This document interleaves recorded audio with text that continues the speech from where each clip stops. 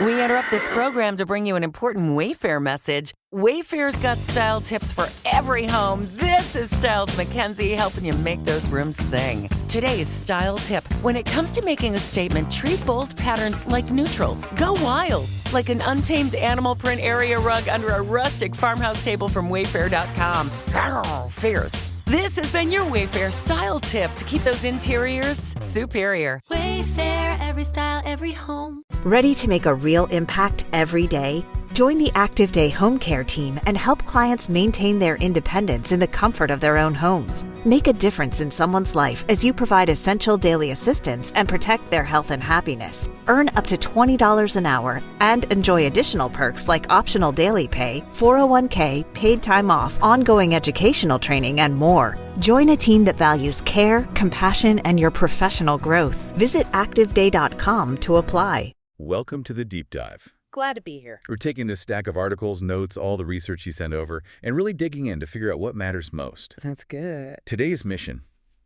We're unpacking everything we can from this material about a potential 2025 NBA Finals matchup. Oklahoma City Thunder versus the Indiana Pacers. Ooh, yeah. That's a fun one to think about. It really is. Yeah. I mean, what a potential collision course, right? Yeah. Two super exciting young teams. And they both got here in really different ways. That's exactly right. And look, obviously we don't know how the series actually plays out, right? No crystal ball. Right. But the sources you've got here, they give us this incredibly rich foundation. You get the history, the roster breakdowns, the roads they took. It really sets the stage. Okay, let's dig in then. First thing that jumps out from the material is the history. Both teams are chasing a title, obviously, but their stories are, completely different. Yeah, and it's compelling to think how that history, hangs over them or maybe motivates them now. Totally. Let's start with OKC. The material reminds us their roots are actually the Seattle Supersonics, founded way back 1967. Right. And the franchise has won a championship, but that was 1979 as the Sonics. Yeah, Lenny Wilkens coaching. The reports mention Finals MVP Dennis Johnson, Gus Williams. Those guys were key. A big moment for Seattle back then. Then the big move, relocation to Oklahoma City in 2008. And the Thunder, well, their only other finals trip before this potential one was 2012. Ah, yes. The Durant, Westbrook, Harden core, so young then. Exactly. And everyone thought they'd be back year after year. But they lost to LeBron's Heat. They did. So the material really hammers this point. For this Thunder team, in 2025, it's not just winning a title, it's bringing that first one to Oklahoma City. That is a whole layer, Yeah. Pressure, maybe motivation, like you said. Definitely adds weight. Now the Pacers. Yeah, you flip over to the Pacers, and it's just a totally different vibe historically, especially thinking about the ABA. Oh, absolutely. Their legacy, the notes really emphasize this. It's deeply tied to the ABA. They weren't just in it. They were a powerhouse. 3 ABA titles, right? 1970, 72, 73, boom, boom. Yeah, they really cemented themselves as maybe the top team in that league before the merger. A real legacy there. But, and this is the key thing the sources point out, that NBA championship, it's always been just out of reach. Just the one NBA Finals appearance since they joined the league. That was back in 2000. Against the Shaq and Kobe Lakers, lost in 6. Right. So this potential 2025 Finals, it's their first shot at the title stage in, 25 years? A whole generation. Wow, yeah. So the narrative here, based on the material, it's all about finally grabbing that elusive NBA trophy after such a long, rich history spanning 2 different leagues. So you've got these contrasting stories. OKC trying to win one for their city, building on roots from elsewhere. Indiana, dominant in another league, still chasing that first NBA ring. Yeah. That historical backdrop feels pretty significant. It absolutely frames the stakes differently for each team, no question. Okay, so moving from the past to the present. The players. The articles you shared make it crystal clear. Both these teams are built on youth, on athleticism, and just incredible versatility. Yeah, it's definitely the modern NBA blueprint, But they've gone about it with pretty distinct philosophies. Looking at OKC's roster first, Yeah. the material calls their rise remarkably swift, fueled by all that draft capital and, frankly, amazing player development. And the key guys just jump off the page in these reports. Shai Gilgeous-Alexander, SGA, he's not just the scorer, he's the undisputed leader, likely MVP candidate. Right. The reports highlight his, deliberate style, drawing fouls, controlling tempo, plus elite scoring, creating, and defense. Just a premier two-way player. Then you've got Chet Holmgren, the towering big man, But the analysis stresses it's not just height, it's the elite rim protection and the floor spacing, the offensive skill. He just changes the whole geometry of the court. He really does. And Jalen Williams, J-Dub, he's highlighted as that dynamic wing. Scores, passes, defends multiple spots, crucial secondary option. Can't forget Lou Dort either. That defensive tenacity on the perimeter, vital. He's the guy guarding the other team's star. Absolutely essential to their identity. And the depth pieces are important too. Guys like Isaiah Joe, the sharpshooter, Cason Wallace, the 3-and-D guard. Lots of young, athletic guys who contribute. So the overall theme from the material on OKC, Yeah. length, athleticism, and this really strong, almost suffocating defensive mindset. Mm-hmm. Now, on the flip side, you have Indiana. Under Rick Carlisle, they've built this high-octane offense. It's their calling card, even as their defense has gotten better. Push, push, push the pace. And their engine, according to everything we've read, is Tyrese Halliburton. Just an elite playmaker, exceptional court vision. He makes that whole thing go, turns stops into fast breaks instantly. He really does. And adding Pascal Siakam, that's highlighted as huge. Veteran presence, versatile front court scoring, and championship experience. That matters. Yeah, that experience could be key. Yeah. Then there's Miles Turner, anchors the defense, strong rim protector, but also pulls the opposing big out with his three-point shooting. Critical for spacing. Absolutely critical. And Benedict Mathurin, he's noted as that dynamic young scorer. Instant offense, whether starting or off the bench. Attacks the rim, hits big shots. And they've got complementary guys, too, like Aaron Nesmith, another 3-and-D wing, Obi Toppin, super athletic forward. They all fit that fast-paced style, great in transition. Yeah, they slot in perfect. So you really see the contrast, right? OKC, built through the draft, defense first, length, methodical offense, often run through SGA. Versus the Pacers, built around Halliburton, speed, high-powered offense, boosted by key veteran additions. Sets up a fantastic style clash. It really does. And the material actually gives us a little taste of how that clash went down during the regular season. Right. And the report suggests OKC pretty much had their number in those games in 2024-2025. Yeah, they won both matchups. One report had the scores as OKC 120, Indiana 114, and then later OKC 132, Indiana 111. Pretty decisive wins. The analysis in these pieces suggests those wins really showed OKC imposing their style, both offensively and defensively, on the Pacers. But what really stood out to me, reading through this, was that stat about the Thunder against the entire East. Oh, yeah, that 29-1 record? 29-1. Yeah. Against the whole Eastern Conference. Yeah. That's staggering. It's almost unheard of. I mean, it suggests they weren't just good. They consistently figured out all sorts of different styles from Eastern teams. That adaptability, the ability to solve different problems, that's a huge insight the material points to. Yeah. So while you never want to put too much stock in regular season, Right. Playoffs are different. winning both head-to-heads and having that insane 29-1 record against the East, the material definitely notes that gives OKC a significant psychological edge. Suggests they match up well.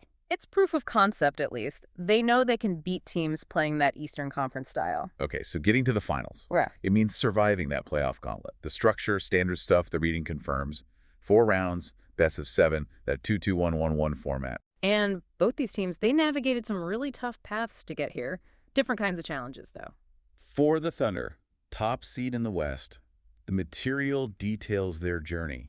Sounds like they had maybe a dominant early round, then a real grinder, like a 7-game battle that tested them before closing out the conference finals. Yeah, after a 68-win regular season, facing that kind of escalating pressure in the playoffs, the reports say it really forged this young team, proved their toughness. Meanwhile, the Pacers, coming out of the East as the number 4 seed, their road, according to the material, was probably more about overcoming odds, knocking off higher seeds, likely winning some shootouts with that offense, showing real tenacity. Exactly, maybe seen as underdogs in some of those series. So both teams definitely earned their spot, just through different kinds of trials, both battle-tested in their own way. And the material even gets into the nitty-gritty of the final stage itself. Timing, usually early June kickoff.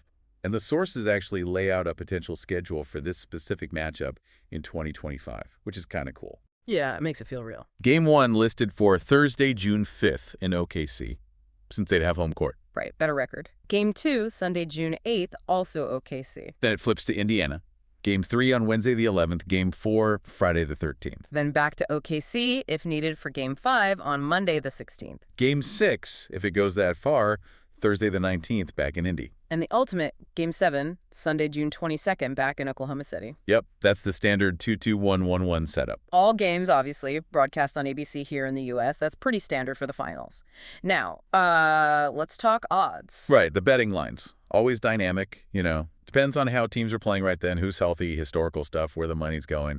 Sportsbooks crunch all that. So hypothetically. Hypothetically, yeah, the report suggests the Thunder would likely open as the favorites, based mostly on the amazing regular season record and maybe the tougher perceived path through the West. Makes sense. And tickets. Forget about it. Hottest ticket in sports, right? Oh, absolutely. Sold through the teams, the NBA, Ticketmaster, those secondary markets like Vivid Seats, and prices, as you'd guess, are all over the place. Depends on the seat, the game. Yeah. Whether it could be the clincher. Exactly. The material even mentions, like, courtside for a potential Game 7, just astronomical prices. Yeah, it tells you everything about the hype and the stakes. It really underscores the spectacle of it all. Okay, let's peel back from the logistics and get back to the court.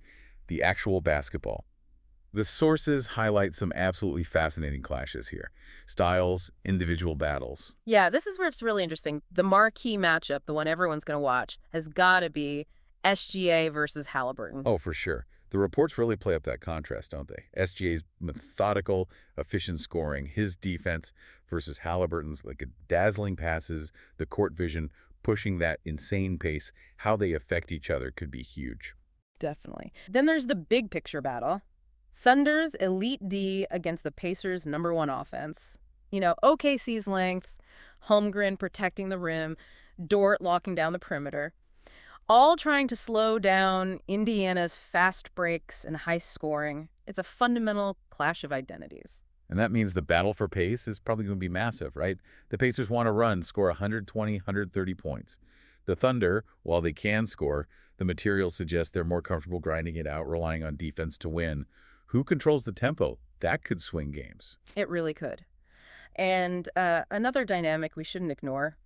Veteran experience versus the young stars. You've got Pascal Siakam on the Pacers side. He's won a ring. Right, with Toronto. Exactly. And that's a stark contrast to this Thunder core making their first finals trip together. Although it's fair to point out the sources are careful to mention how poised those young Thunder guys, like SGA, Holmgren, J-Dub, looked throughout the playoffs. Yeah. They didn't seem rattled by the big moments leading up to this. That's true. They've shown a lot of maturity. So it's this really compelling mix. Youth, established stars, crucial experience on one side. Going to be fascinating to watch it play out. So yeah, pulling it all together, this dive into the sources, it just reinforces why the anticipation for a series like this would be immense. It really felt like, reading through this, a potential changing of the guard moment for the NBA. You've got two teams here that look built not just for this one run, but for sustained success. Yeah, absolutely. And the mix of the history, the dynamic young players, those contrasting styles, the tough roads they took, it just had all the ingredients for a potentially classic championship series. Super captivating for basketball fans everywhere. Because the outcome, the way the sources frame it, it feels bigger than just one series. It's either OKC completing this amazing rebuild, reaching the summit for their city, or it's the Pacers finally breaking through and winning that first NBA title after decades of history. And getting into these sources like this, it gives you, the listener, such a detailed view, not just who's playing, but why it matters, the specific strengths, the history, the strategy. Exactly. It helps you see the specific ingredients pulled right from the material we looked at that make up a modern NBA Finals contender. Lets you understand the nuances. So, as you think about this potential matchup, here's a final thought from the sources to chew on. Can the Pacers' lightning-fast offense, boosted by Siakam's crucial veteran experience, finally overcome that historical hurdle and grab the NBA title? Or is the Thunder's suffocating defense, their length, and their incredibly poised young core just inevitable? Is this the start of the league's next dynasty rising in the West? That's the million-dollar question, isn't it? Huge implications either way. Thanks for going on this deep dive with us.